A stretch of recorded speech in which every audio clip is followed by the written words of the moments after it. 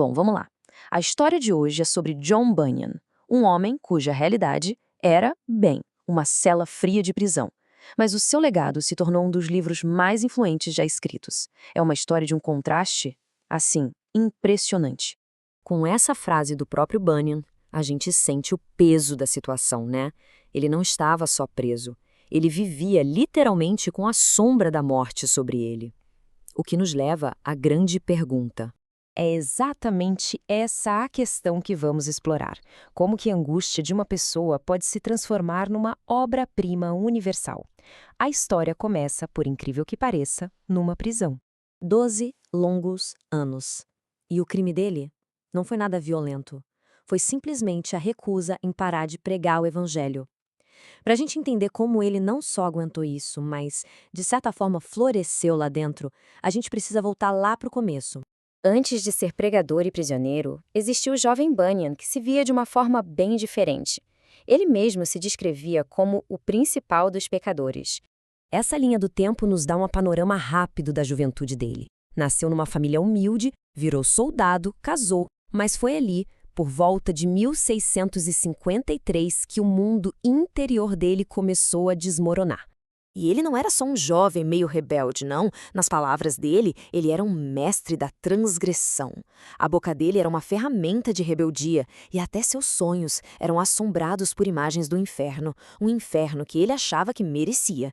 E aí, acontece isso.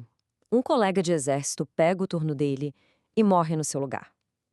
Anos mais tarde, o Bunyan olharia para esse momento como um sinal da misericórdia divina, uma proteção que ele recebeu mesmo quando se considerava um inimigo de Deus.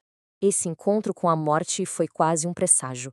A verdadeira batalha pela alma de Bunyan estava só começando, e não seria num campo de guerra, mas dentro da própria mente dele. O que iniciou essa crise toda foi algo muito simples. Não foi um sermão poderoso, nada disso. Foi a conversa tranquila e cheia de alegria de algumas mulheres. A alegria delas foi como um espelho que mostrou o vazio da religião dele. As palavras dele aqui mostram esse misto de admiração e exclusão. Ele viu naquelas mulheres algo genuíno, um novo mundo do qual ele se sentia completamente do lado de fora. E essa visão que ele teve, nossa, ela ilustra perfeitamente o que ele sentia. Elas, no calor da graça de Deus, e ele, do lado de fora, no frio, com um muro intransponível na frente. Essa imagem, aliás, vai se tornar central na obra dele. O que veio depois foi uma verdadeira guerra de versículos bíblicos dentro da cabeça dele. De um lado, promessas de misericórdia davam um pouco de esperança. Do outro, avisos sobre condenação o jogavam no desespero. Era um verdadeiro cabo de guerra espiritual pela alma dele. E então, esse conflito chegou no seu auge. A provação mais difícil de todas estava prestes a começar. Um pensamento obsessivo que o levaria ao limite. Imagina só, por um ano inteiro, a mente dele foi atacada sem parar por um único pensamento. Um ataque constante e terrível. Era essa a tentação. Vender Cristo. Uma frase curta, repetitiva que não dava trégua. Venda-o, venda-o. Não importava o que ele estivesse fazendo.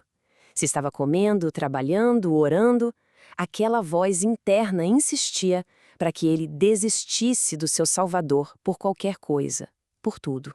E aí, o momento da queda, num instante de pura exaustão, o pensamento se formou. Ele sentiu que seu coração tinha concordado.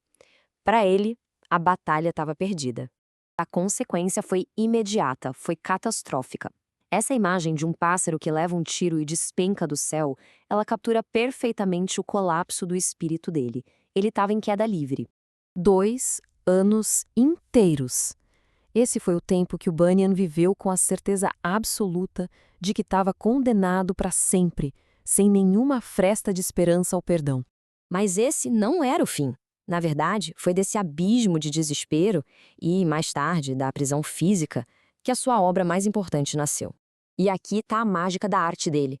Seus anos de desespero viraram o pântano do desânimo. Aquela visão do muro e do caminho estreito se tornou a porta estreita. As tentações sem fim se transformaram na batalha épica com o demônio Apolion. E, claro, a própria prisão dele virou o terrível castelo da dúvida. Ele pegou a própria dor e transformou numa jornada universal. Então, o ponto principal é este. A grande ironia é que o confinamento físico dele levou à sua maior libertação criativa e espiritual. Trancado numa cela, a imaginação dele viajou por vales e montanhas, criando um mapa para a alma. E talvez a melhor forma de resumir o poder desse livro venha desta frase: o melhor de O Peregrino é que é a história da alma de um homem. Não é sobre teologia complicada, é sobre a autenticidade crua da experiência dele. É o diário de uma alma em guerra e é por isso que essa história ressoa até hoje. Isso nos deixa com uma pergunta para refletir.